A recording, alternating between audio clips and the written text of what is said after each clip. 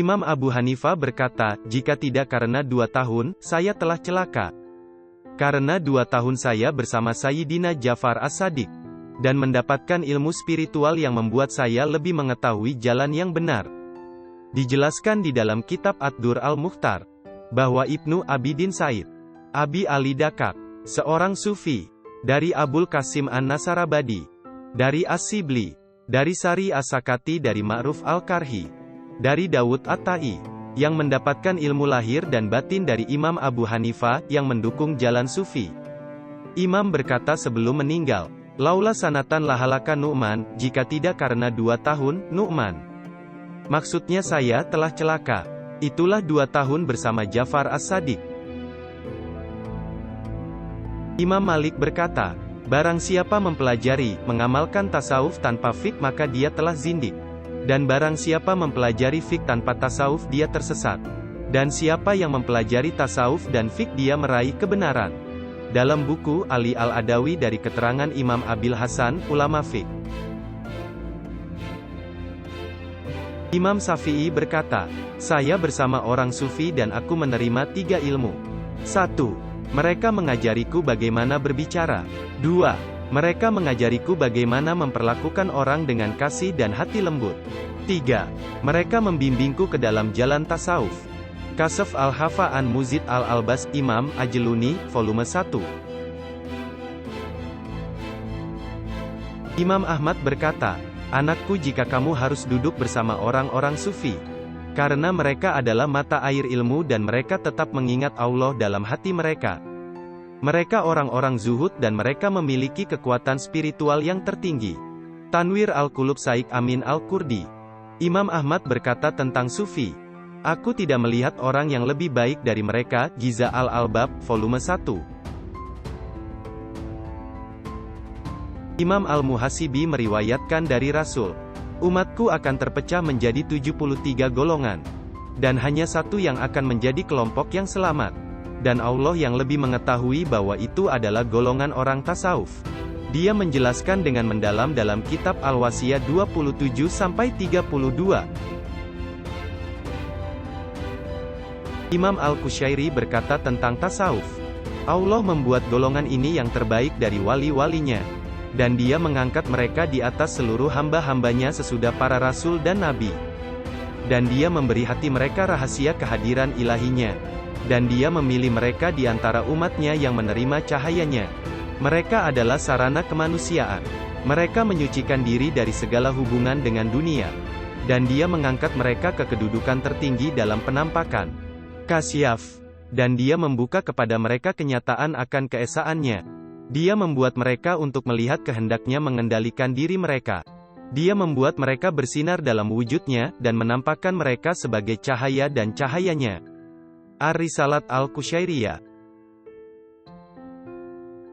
Imam Ghazali, Hujatul Islam, berkata tentang tasawuf, saya tahu dengan benar bahwa para sufi adalah para pencari jalan Allah, dan bahwa mereka melakukan yang terbaik, dan jalan mereka adalah jalan terbaik dan akhlak mereka paling suci. Mereka membersihkan hati mereka dari selain Allah, dan mereka menjadikan mereka sebagai jalan bagi sungai untuk mengalirnya kehadiran ilahi. Al-Munqidh min Ad-Dalal, 131. Dalam suratnya Al-Maqasid berkata, ciri jalan sufi ada 5. 1. Menjaga kehadiran Allah dalam hati pada waktu ramai dan sendiri. 2. Mengikuti sunnah Rasul dengan perbuatan dan kata. 3. Menghindari ketergantungan kepada orang lain. 4. Bersyukur pada pemberian Allah meski sedikit. 5. Selalu merujuk masalah kepada Allah Subhanahu wa Ta'ala. Maqasid At-Tauhid 20. Imam Fakhr ad-Din Ar-Razi berkata, jalan para sufi adalah mencari ilmu, untuk memutuskan diri mereka dari kehidupan dunia, dan menjaga diri mereka agar selalu sibuk dalam pikiran dan hati mereka dengan mengingat Allah pada seluruh tindakan dan perilaku. Iktikadat Furak Al-Musliman, 72-73. Ibnu Khaldun berkata, jalan sufi adalah jalan salaf, ulama-ulama di antara sahabat, tabi'in, dan tabi'it tabi'in. Asalnya adalah beribadah kepada Allah, dan meninggalkan perhiasan dan kesenangan dunia. Muqaddimat Ibnu Khaldun, 328. Mu'id An-Naim, 190, dalam tasawuf. Semoga Allah memuji mereka dan memberi salam kepada mereka, dan menjadikan kita bersama mereka di dalam surga. Banyak hal yang telah dikatakan tentang mereka, dan terlalu banyak orang-orang bodoh yang mengatakan hal-hal yang tidak berhubungan dengan mereka. Dan yang benar adalah, bahwa mereka meninggalkan dunia dan menyibukkan diri dengan ibadah.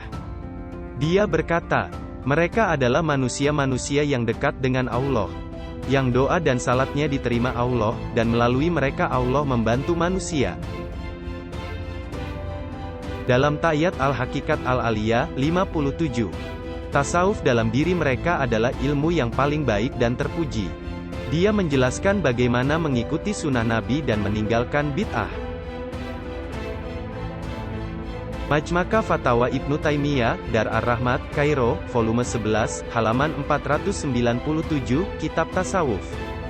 Kamu harus tahu bahwa syekh-syekh terbimbing harus diambil sebagai petunjuk dan contoh dalam agama, karena mereka mengikuti jejak para nabi dan rasul. Tarikat para syekh itu adalah untuk menyeru manusia ke kehadiran Allah dan ketaatan kepada Nabi. Juga dalam halaman 499, para syekh di mana kita perlu mengambil sebagai pembimbing adalah teladan kita dan kita harus mengikuti mereka. Karena ketika kita dalam haji, kita memerlukan petunjuk. Dalal untuk mencapai Ka'bah, para syekh ini adalah petunjuk kita. Dalal menuju Allah dan Nabi kita. Di antara para syekh yang dia sebut adalah Ibrahim Ibnu Adham, Ma'ruf Al-Karhi, Hasan Al-Basri, Rabia Al-Adawiyah, Junaid Ibnu Muhammad, Saik Abdul Qadir Jailani, Saik Ahmad Ar-Rifai, and Saik Bayazid Al-Bustami. Ibnu Taimiyah mengutip Bayazid Al-Bustami pada halaman 510, volume 10. Syekh besar Bayazid Al-Bustami. Dan kisah yang terkenal ketika dia menyaksikan Tuhan dalam Kasyaf, dan dia berkata kepada dia, "Ya Allah, bagaimana jalan menuju Engkau?"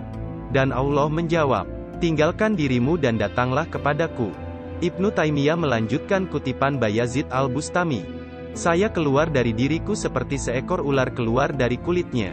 Implisit dari kutipan ini adalah sebuah indikasi tentang perlunya zuhud, pengingkaran diri atau pengingkaran terhadap kehidupan dunia. Seperti jalan yang diikuti Bayazid Al-Bustami. Kita melihat dari kutipan di atas bahwa Ibnu Taimiyah menerima banyak syekh dengan mengutipnya, dan meminta orang untuk mengikuti bimbingannya untuk menunjukkan cara menaati Allah dan Rasul-Nya. Berikut ini adalah apa yang dikatakan Ibnu Taimiyah tentang definisi tasawuf. Dari volume 11, dalam Tasawuf, dari Majmu'ah Fatawa Ibn Taimiyah Al-Kubra, Dar Ar-Rahmah, Kairo. Alhamdulillah, penggunaan kata tasawuf telah didiskusikan secara mendalam. Ini adalah istilah yang diberikan kepada hal yang berhubungan dengan cabang ilmu Tazkiyat An-Nafs dan Ihsan. Tasawuf adalah ilmu tentang kenyataan dan keadaan dari pengalaman. Sufi adalah orang yang menyucikan dirinya dari segala sesuatu yang menjauhkan dari mengingat Allah. Dan orang yang mengisi dirinya dengan ilmu hati dan ilmu pikiran, di mana harga emas dan batu adalah sama saja baginya. Tasawuf menjaga makna-makna yang tinggi dan meninggalkan mencari ketenaran dan egoisme untuk meraih keadaan yang penuh dengan kebenaran. Manusia terbaik sesudah Nabi adalah Sidikin, sebagaimana disebutkan Allah. Dan barang siapa yang mentaati Allah dan Rasul-Nya, mereka itu akan bersama-sama dengan orang-orang yang dianugerahi nikmat oleh Allah, yaitu Nabi, para sidikin, orang-orang yang mati syahid dan orang-orang saleh. Dan mereka itulah teman yang sebaik-baiknya. Quran Surah 4, ayat 69. Dia melanjutkan mengenai sufi, mereka berusaha untuk menaati Allah. Sehingga dari mereka kamu akan mendapati mereka merupakan yang terdepan. Sabikunas sabikun, karena usaha mereka. Dan sebagian dari golongan kanan, ashabus shimal. Imam Ibn Qayyim menyatakan bahwa kita menyaksikan kebesaran orang-orang tasawuf dalam pandangan salaf, bagaimana yang telah disebut oleh Sufyan Ats-Tsawri.